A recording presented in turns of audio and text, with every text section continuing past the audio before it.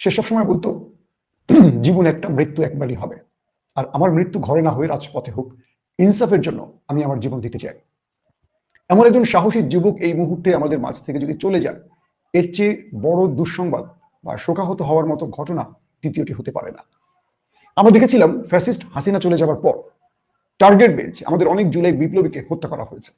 এরপর প্রশাসনকে ঢেলে সাজাবার পর সেই যাত্রায় কিছুটা স্তীমিত হয়েছিল, কিন্তু নির্বাচনের তফসিল ঘোষণার পর হঠাৎ করে এই ঘটনাটি পুরো বাংলাদেশের মানুষের মধ্যে বা রাজনৈতিক সচেতন ব্যক্তিদের মধ্যে কিংবা যারা নির্বাচনের প্রার্থী হয়েছে তাদের মধ্যে আতঙ্কের সৃষ্টি হয়েছে। সিআইডির কিছু সূত্র আমাকে তথ্য দিয়েছে ওসমান হাদির যে বর্তমান কন্ডিশন, এক প্রকার তিনি খুব দুঃখের সংবাদটি তিনি দিয়েছেন। আর বলতে চাচ্ছি এমন দিয়ে তিনি বলছেন তার ব্রেন ডেড, অর্থাৎ তার মস্তিষ্ক কাজ করছে না এবং তার পুরো শরীর অকেজো হয়ে গেছে এবং দেশবাসীকে একটা দুঃসংবাদের অপেক্ষা করতে হবে। তারপরও মহান রব্বুল আলামিন, যিনি সর্বোচ্চ ক্ষমতাধারী, যার হাতে অসম্ভব বলে কিছু নেই, তার কাছে ফরিয়াদ করব ওসমান হাদিকে আমাদের ফিরিয়ে দেন। এই ভঙ্গুর রাষ্ট্রে ওসমান হাদিদের মতো সাহসী যুবকদের আমাদের খুব প্রয়োজন। যে তথ্যগুলো আসছে একটাও ভালো তথ্য আমাদের জন্য নয়, খুব কষ্ট নিয়ে, ব্যথা নিয়ে কথাগুলো বলতে হচ্ছে। দর্শক, সিসিটিভির কিছু ফুটেজ দেখাবো আমি, তারপর আপনাদেরকে আরো অনেকগুলো আলোচনায় আসবো, গুরুত্বপূর্ণ অনেকগুলো তথ্য আপনাদের দেব। আমরা প্রথমে একটা পিকচার দেখে আসি। এই পিকচার থেকে বুঝতে পারবেন, আপনারা দেখতে পাচ্ছেন স্ক্রিনে হাদি বসে আছে, তার পাশে লাল মাঠ করা একটা ছবি। হাদিকে যারা বাইকে করে, মোটরসাইকেলে করে এসে গুলি করেছে, এই লোককে বা এই ছেলেকে টার্গেট করা হচ্ছে সন্দেহজনক অবস্থায়। আপনারা দ্বিতীয় যে ছবিটি দেখতে পাচ্ছেন, এই যে কালো পাঞ্জাবি এবং জিন্স, একটা নীল বা আকাশি জিন্স পরা, মুখে মাস্ক পরা ছেলেটি, অর্থাৎ খুনি পূর্বেই, যেটা এখন পর্যন্ত আমাদের গোয়েন্দা টিম তথ্য উপাত্ত নিয়ে বলছে, কনফার্ম না, বাট এখান থেকে যে তথ্য উপাত্ত পাওয়া যাচ্ছে আপনারা মিলিয়ে দেখেন। প্রথমে হাদির সঙ্গে তিনি বসে আছেন একটি জায়গায়, দ্বিতীয় ছবিতে দেখতে পাচ্ছেন তিনি পাঞ্জাবি পরা কালো এবং জিন্স টাইপের আকাশি প্যান্ট পরা, গলায় একটা চাদর, মুখে মাস্ক, কারণ তিনি কিছুক্ষণ পর একটা দুর্ঘটনা ঘটাবেন, তাই নিজেকে সর্বোচ্চ সেফ রাখার চেষ্টা করছেন। তারপরের পিকচারে দেখেন হাদি একটি রিক্সাতে এবং বাইকে করে সেই খুনিরা তাকে গুলি করে এবং তার পরনে সেই আকাশি রঙের জিন্স দেখা যাচ্ছে, কালো পাঞ্জাবি, গলায় চাদরটি ছিল এবং হাতে যে ঘড়িটি, সেই ঘড়িটিও সিসিটিভির ফুটেজে আমাদের আইন শৃঙ্খলা বাহিনী মোটামুটি কনফার্ম করেছে। অর্থাৎ যিনি খুনি ছিলেন তিনি পূর্বেই হাদির সাথে নির্বাচনী প্রচারণায় অংশ নিয়েছিলেন আগে। এখন তিনি নির্বাচন করবেন, হাদি একজন জনপ্রতিনিধি, তার সঙ্গে সবাই পরিচিত থাকবে না, অনেক অজানা লোকও আসবে এবং সেই লোকরা হয়তোবা বলবে যে ভাই আমি আপনাকে পছন্দ করি, আমি আপনার অনুসারী বা আমি আপনার পক্ষের লোক, এরকম করে আসবে, কারণ নির্বাচনে তো সব নিজের পরিচিত লোক থাকে না, অনেক অচেনা লোকেও আসে যোগ হবে।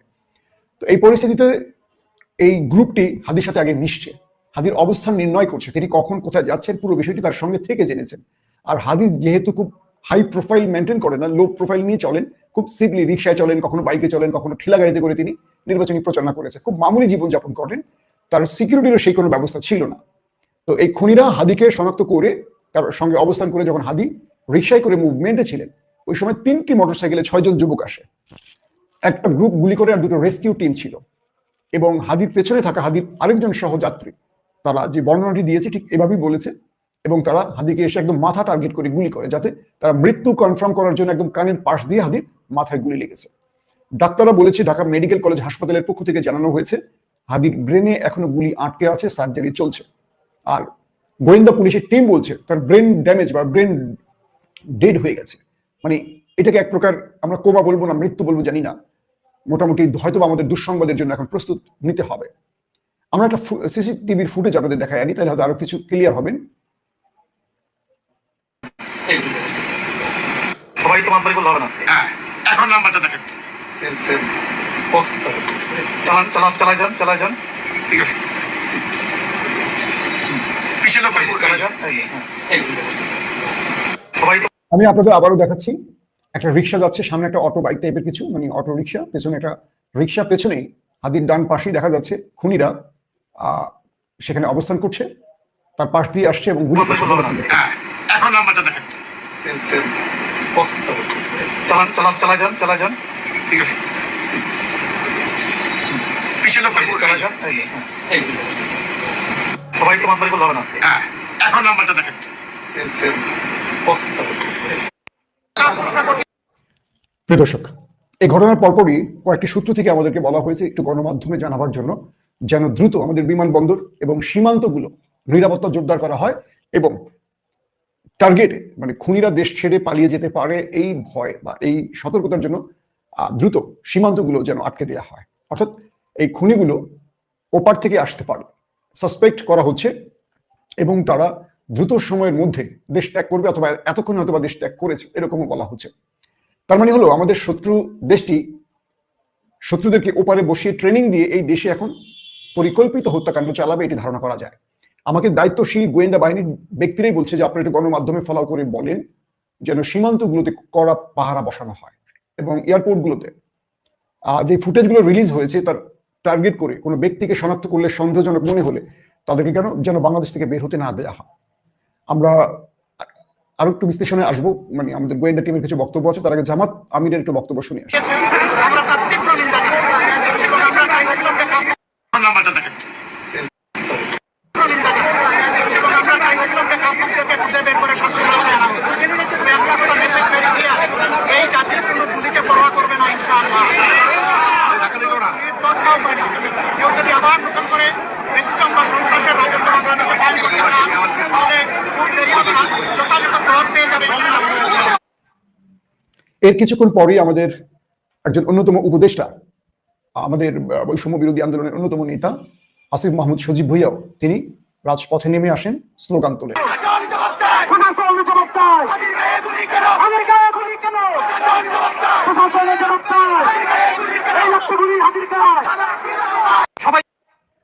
দর্শক, যখন আপনাদের এই খবরগুলো দিচ্ছি আমাদের কাছে যে বার্তাগুলো আসছে, আমি আমার মোবাইল চেক করছি, কোনো ভালো খবর আসেনি এখন পর্যন্ত। প্রত্যেকে দোয়া করবেন। আমাকে একটি তথ্য জানানো হয়েছে, আমি সেই তথ্যটি শেয়ার করছি আপনাদেরকে। সেটি হলো আমাদের নিরাপত্তা বাহিনী ধারণা করছে রয়ের স্লিপিং সেল অ্যাক্টিভ এবং তারা বলছে যে মুজিববাদী, আপনাদের মনে আছে 72-এ যে মুজিববাদীর কথা জানি আমরা, তাদের ক্র্যাক প্ল্যাটুন যারা টার্গেট বেজ বাংলাদেশের মানুষকে হত্যা করত তারা এখন মাঠে নামছে। রয়ের যাকে বলি স্লিপিং সেল, তাদের মদদে মুজিববাদী ক্র্যাক প্ল্যাটুন, এটা অনেকেই জানেন যারা ইতিহাস নিয়ে নাড়াচাড়া করেন, তারা এখন মাঠে নামছেন। আসছে নির্বাচনকে টার্গেট করে অনেক বড় বড় অ্যাসাসিনেশনের ঘটনা আমরা দেখতে পারি। তবে এখানে ধারণা করা হচ্ছে যে কোনো কোনো রাজনৈতিক দলের সংশ্লিষ্টতা থাকবে, এরকমও ধারণা করছে আমাদের নিরাপত্তা বাহিনী। আমি বলছি না যে জামাত বা বিএনপির নামটা বলছি না, আমি বলছি কি আপনাদের কোনো কোনো রাজনৈতিক দলের নেতারা জড়িত হতে পারেন, দল নয়, অর্থাৎ দলের সিদ্ধান্ত নয়, এটি হবে কোনো কোনো রাজনৈতিক দলের নেতারা ওইসব ওপারের এজেন্টদের বা এজেন্সির ট্র্যাপে পড়ে তারা জড়িত হতে পারেন এবং হয়তোবা আপনারা ইতিমধ্যে ধরে নেন আমরা টার্গেটে পৌঁছে গেছি, আমাদের টার্গেট মোটামুটি কাছাকাছি পৌঁছে গেছে, শিগগিরই হয়তো আপনারা জানবেন, যদি সরকার চায় হয়তো আপনারা জানবেন। এবং এই ঘটনা শুধু এখানেই নয়, এই নির্বাচনকে বানচাল করা অথবা নির্বাচনকে আরো 1 বছর পিছিয়ে দেয়া অথবা এই নির্বাচনের যে কোনোভাবে একটা অস্থিতিশীল পরিবেশ তৈরি করে আবারও দেশটাকে অরাজকতার দিকে নিয়ে যাওয়া, এরকম অনেকগুলো টার্গেট রয়েছে আমাদের শত্রুদের। এই শত্রু শুধু ওপারে না, এই দেশেও আছে, যারা নির্বাচন এই মুহূর্তে চাইছে না, যারা ফ্রি ফেয়ার ইলেকশন চাইছে না, আবার যারা বিগত সময় এই দেশে ফ্যাসিজম কায়েম করেছে, তারা সবাই সম্পৃক্ত থাকতে পারে এই ঘটনায়। এগুলো আমার তথ্য না, এগুলো আমাদের যারা গোয়েন্দা বাহিনীতে কাজ করছেন তাদের। তারা এখন সরাসরি অভিযান শুরু করেছে। স্বরাষ্ট্র মন্ত্রণালয় থেকে জানানো হয়েছে, পুলিশের ডিএমপি প্রধান জানিয়েছেন তাদের বাহিনী মাঠে নেমে গেছে, অপরাধীদের শনাক্তে ইতিমধ্যে কাজ করছে। প্রতিটা সিসি ক্যামেরার ফুটেজ তারা কনফার্ম করে অপরাধীদের ধরার চেষ্টা করছেন।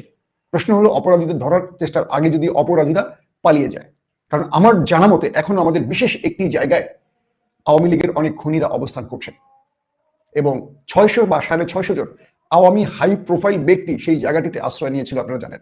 এবং এক এক করে সেখান থেকে সবাই বা অনেকেই, সবাই না অনেকেই দেশ ছেড়েছেন। অনেকে বলছে যে এখানে এখনো অনেকে রয়েছেন।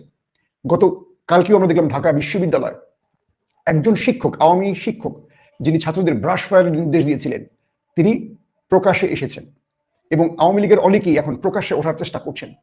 এবং বলা হচ্ছে শেখ হাসিনার প্রেস সচিব এখনো একটি বিশেষ জায়গায়, বুঝছেন তো বিশেষ জায়গায় কোন জায়গায়, সেখানে অবস্থান করছেন।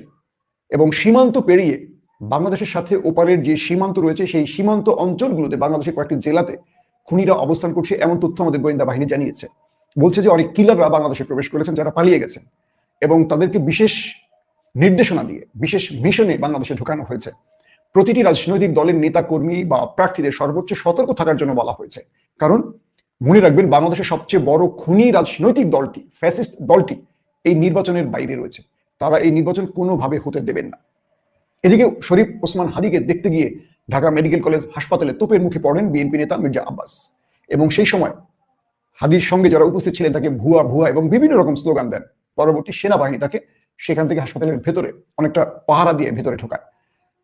একটা জিনিস এখন আমাদের মনে রাখতে হবে, মাথা ঠান্ডা রেখে, শত্রুরা আমাদের মধ্যে বিভাজন সৃষ্টি করতে চাইবে, আবার আমাদের মধ্যেই শত্রু থাকতে পারে। কোনো বিষয় কনফার্ম না হয়ে আমরা কাউকে সন্দেহের যেন তীর না ছুড়ি। আমাদেরকে একটু ঠান্ডা মাথা চিন্তা করতে হবে। অপরাধী শনাক্তের পরেই আমরা সিদ্ধান্ত নেব। এখন বিএনপিকে টার্গেট করা বা জামাতকে টার্গেট করার সময় নয়, কারণ শত্রুরা এটি চায়। ধরেন আপনি আমাকে থ্রেট দিলেন, হয়তো আপনি থ্রেট দিয়ে বাসা গিয়ে ঘুমোচ্ছেন, কিন্তু শত্রুরা জানেন আপনি আমাকে থ্রেট দিয়ে গেছেন। শত্রু এসে আমাকে টার্গেট করবে, কিন্তু শত্রু নির্বিঘ্নে চলে যাবে, নিরাপদে চলে যাবে, টার্গেট হবে না আপনি, কারণ আপনি আমাকে থ্রেট দিয়েছেন। এজন্য আমাদেরকে অনেক ভেবে চিন্তে সিদ্ধান্ত নিতে হবে। আমরা শরীফ ওসমান হাদির সময় টিভিতে একটা ইন্টারভিউ এক নজর দেখে আসি। যখন মৃত্যুটাকে ভীষণ ভয় পাই, আমি তখন হাসতে হাসতে আল্লাহর কাছে ভীষণ সন্তুষ্টি নিয়ে পৌঁছতে চাই যে আমি একটা ন্যূনতম ওই জীবনটা লিড করতে পারলাম, যে আমি একটা ইনসাফের হাসি নিয়ে আমি আমার আল্লাহর কাছে পৌঁছতে চাই। হায়াত মউতের মালিক আল্লাহ, ন্যূনতম সিকিউরিটি নিয়ে চলাও হলো সুন্নাহ। হাদির মতো আসলে সাহসী ছেলে বা সাহসী যুবক আমরা কল্পনা করতে পারবো না। মানে পুরোটা বুকের ভেতরে পুরোটা একটা কলিজা ছিল তার। এই অল্প বয়সে যে সাহসিকতা তিনি দেখিয়েছেন, এরাই কিন্তু দেশটাকে স্বাধীন করেছে। দ্বিতীয় যে স্বাধীনতা, এটা হাদিদের মতো যুবকদের হাত ধরে এসছে, আমাদের মতো কাপুরুষদের মতো কাপুরুষের হাত ধরে নয়। আমি সব রাজনৈতিক দলের উদ্দেশ্যে শেষে একটি কথা বলতে চাই, সময় এসেছে আমাদের ঐক্যবদ্ধ হওয়ার। শত্রুরা আমাদের ঘাড়ের সামনে নিঃশ্বাস ছাড়ছে, শত্রুরা আমাদের বিভাজিত করতে চায়। সোশ্যাল মিডিয়াতে বিএনপি, জামাত, এনসিপি বা আদার্স রাজনৈতিক দলের মধ্যে অনেক গান্ডু আছে, যারা দেখবেন এখনই এটাকে ভিতরকে নেওয়ার চেষ্টা করবে। আমি সমানে আজকে অনেকগুলোকে কি বলবো আনফ্রেন্ড করেছি। সেনাবাহিনীর অবসরপ্রাপ্ত, বিমান বাহিনীর অবসরপ্রাপ্ত অনেক ব্যক্তি আছে, নিজেকে অনেক জানলেওয়ালা, অনেক জ্ঞানী বুদ্ধিমান মনে করে। এগুলো সবের বুদ্ধি হলো হাঁটুর নিচে। এগুলোর ফেসবুক পোস্ট দেখলে মানে রীতিমতো ঘৃণা লাগে। এগুলো কি করে বিমান বাহিনীতে চাকরি করেছে, কিভাবে সেনাবাহিনীতে আসছে, কিভাবে বিশ্ববিদ্যালয়ে চাকরি করছে। ভালো ভালো পেশার লোকগুলো সোশ্যাল মিডিয়ায় এখনই যে এরকম বক্তব্য ছুটছে, মনে হচ্ছে যে মানে কি বলবো আর কি, বলতে আর মানে মুখের ভাষায় আর আসছে না। আমাদেরকে খুব চিন্তা ভাবনা করে কথা বলতে হবে। বিএনপি, জামাত, এনসিপি সহ যতগুলো রাজনৈতিক দল আছে, আমাদেরকে প্রত্যেককে ঐক্যবদ্ধ হতে হবে। শত্রু যত কাছে আসবে, আমাদের ঐক্যবদ্ধ হওয়ার সুযোগ তত বাড়বে। আসছে নির্বাচনে যেই দলই নির্বাচিত হোক ক্ষমতায় বসবে, কিন্তু ফ্যাসিস্ট বা দিল্লি বা হাসিনাকে নিয়ে কেউ যদি সামান্য করুণা করেন, মায়া তৈরি হয় তাদের অন্তরে, এবার তাদের বিরুদ্ধে আমাদের দ্বিতীয় লড়াই শুরু হবে। হাদির মতো আরো অজস্র হাদির জন্ম হবে বাংলাদেশে। হাদির জন্ম হয়েছে। বৈষম্য বিরোধী আন্দোলনে 2000 ছেলে জীবন দিয়েছে, একটা গুলি করেছে, একটা লাশ পড়েছে, দ্বিতীয় মানুষটা দাঁড়িয়ে গেছে, বুক পেতে দিয়েছে। অতএব বাংলাদেশে ভীরুর চেয়ে সাহসী যুবকদের সংখ্যা বেশি।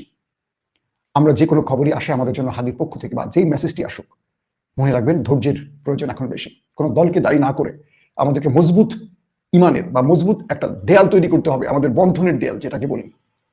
শত্রু যদি বিএনপির ঘরে হয় ব্যবস্থা নেব, শত্রু যদি জামাতের ঘরে হয় ব্যবস্থা নিতে হবে। মনে রাখবেন আমাদের বিপ্লবীদের এই প্রাণ এত সহজে, এত মূল্যহীন ভাবে আমরা বিলিয়ে দেব না। এটার জন্য যা করতে হয় সেটাই আমরা করব। দর্শক, পরিস্থিতি আস্তে আস্তে কিন্তু অবনতির দিকেই যাচ্ছে। ওসমান হাদিকে যে গুলি করা হয়েছে, এখানে ডাক্তাররা বলেছেন যে তার মস্তিষ্কে গুলি লেগেছে। বুঝতেই পারছেন, কানের নিচে বা মস্তিষ্কের কোনো একটা খুবই বিপজ্জনক পজিশনে গুলি লেগেছে। ঘটনার প্রতিবাদে কাল বিএনপি সারা দেশে বিক্ষোভ ডেকেছে। তফসিলের পর এমন ঘটনা অশনি সংকেত, বলছেন মির্জা ফখরুল। হাদিকে গুলির ঘটনায় জামাতের আমিরের উদ্বেগ এবং নিরপেক্ষ তদন্তের দাবি। 24 ঘন্টার মধ্যে হামলাকারীদের গ্রেপ্তারের দাবি আপ বাংলাদেশের একটি রাজনৈতিক দল। দর্শক, আস্তে আস্তে কিন্তু বিপজ্জনক পরিস্থিতির দিকে চলে যাচ্ছে। জরুরি অস্ত্রোপচার চলছে। ঢাকা মেডিকেলে সেনাবাহিনী সদস্যরা এবং বিজিবি অলরেডি মোতায়েন করা হয়েছে। হাদির উপর হামলার ঘটনায় প্রধান উপদেষ্টার উদ্বেগ। হামলাকারীদেরকে দ্রুত আইনের আওতায় আনার নির্দেশ দেওয়া হয়েছে। ঢাকার ডিএমপি কমিশনার বলেছে যে চিরুনি অভিযান শুরু হয়েছে হত্যাকারীদের বা আক্রমণকারীদেরকে গ্রেপ্তারের জন্য। শাহবাগে বিক্ষোভ শুরু হয়েছে। তারেক রহমানও বক্তব্য দিয়েছে, উদ্বেগ উৎকণ্ঠা। অর্থাৎ বাংলাদেশের এই মুহূর্তে বিএনপি, জামাত থেকে শুরু করে এনসিপি সকল রাজনৈতিক দল গভীরভাবে তারা উদ্বেগ উৎকণ্ঠা প্রকাশ করেছে এবং তারা বলছে তফসিলের পরপর এই ঘটনা ইঙ্গিত দেয় যে মহল বিশেষ এই নির্বাচন চায় না বলেই এই ঘটনা ঘটিয়েছে। এখন কোন দিকে টার্ন নেয় বোঝা যাচ্ছে না। লাইফ সাপোর্টে আছে ওসমান হাদি, তার মাথায় গুলি লেগেছে। ডাক্তার আপ্রাণ চেষ্টা চালাচ্ছে তার অস্ত্রোপচার চালিয়ে তার জীবন রক্ষা করার জন্য। দর্শক, বুঝতেই পারছেন গতকাল বহুল যে প্রতীক্ষিত যে তফসিল ঘোষণার পর কিন্তু সকল রাজনৈতিক দল এটা সাধুবাদ জানিয়েছিল।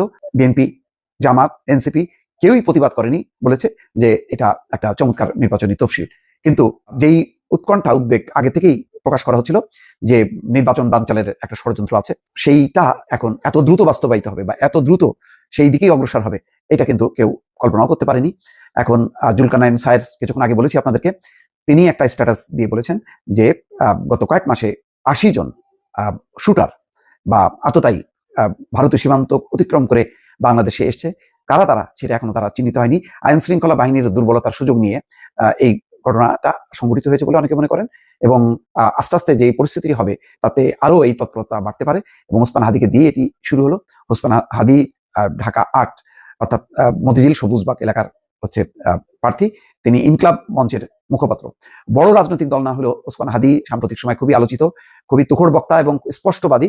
তার বক্তব্যে, তার বিবৃতিতে অনেকেই হয়তো আহত হচ্ছিলেন। বিশেষ করে ভারত বিরোধী বক্তব্যটা এখানে উল্লেখ করা যায়। এখন তারপরেও যেহেতু ঘটনাটার যারা হত্যাকাণ্ডে জড়িতরা আটক হয়নি, ফলে এখনই বোঝা যাচ্ছে না যে আসলে কারা সেই আততায়ী যারা তফসিলের পরপর এরকম একটি ঘটনা ঘটালো। এবং এমন একজনকে বেছে নেওয়া হলো যে বিগত জুলাই অভ্যুত্থান আন্দোলনের অন্যতম যোদ্ধা তিনি, এবং ভারত বিরোধী বক্তব্যে যিনি সোচ্চার ছিলেন। কেন তাকে টার্গেট করা হলো, এটা এখন বিভিন্ন মহলের প্রশ্ন। দর্শক।